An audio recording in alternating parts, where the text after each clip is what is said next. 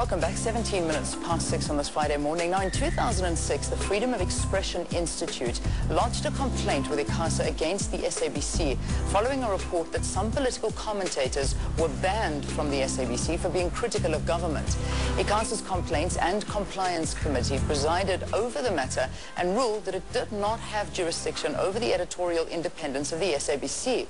But the FXI appealed the ruling, and it was confirmed on appeal. Now, the FXI then referred the matter for review to the South Gauteng High Court. And this week, the court ruled that ICASA does have the responsibility and jurisdiction to hear the matter. The authority, however, has stressed that the decision that the High Court overturned was made by the Complaints and Compliance Committee, not by ICASA. Let's get more clarity on this. And joining me in the studio to discuss it is ICASA Chairperson, Dr. Stephen Mncube. Good to have you. Thank you very much and welcome to Morning Thank you, Leanne, for having us over here. I just want to say on behalf of ICASA, we wish Tate Madiba to have a speedy recovery. Yeah, indeed. He means a lot to all of us. Absolutely. And to the nation. He means a lot to the world. Now, coming to the subject, the South Gauteng High Court decision that SABC editorial blacklisting should be tried again. Why the change? As we said in the introduction, in the beginning, it was ruled in a different way, but now, as we said in 2010, what led to this decision? Why the change in mind from ICASA?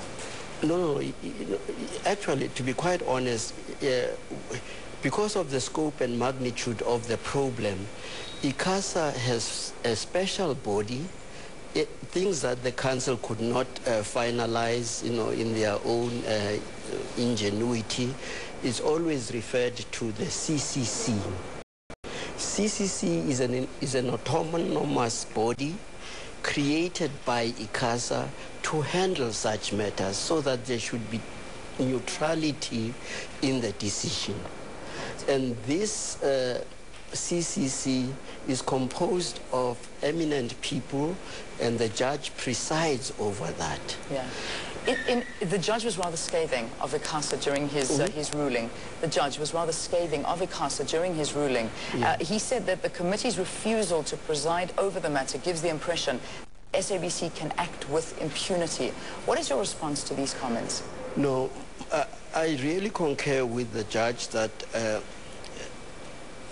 that committee, the CCC, since it is autonomous, it has to take an in-depth look of the matter and make sure that it exhausts all the, permutations that are surrounding that matter, and then come up with a verdict. Yeah.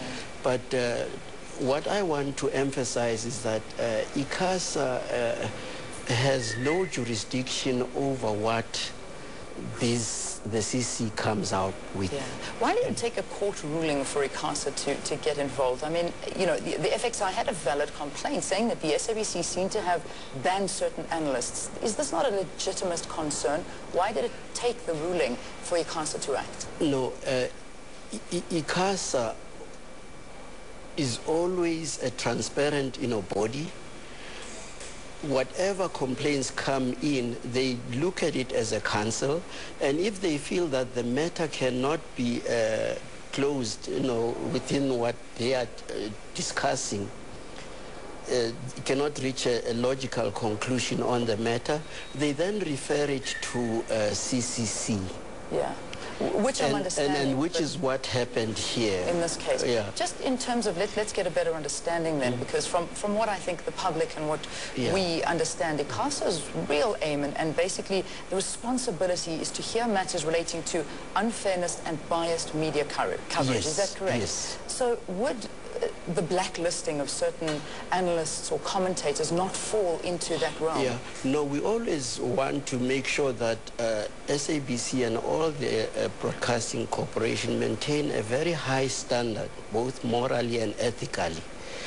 But when issues come that are problematic, that are within this blacklisting element, and we could not fully understand or comprehend, why these things are happening, we then do not want to pass a careless judgment, as ICASA, even though our councillors are expertly qualified and they are interdisciplinary in their approaches.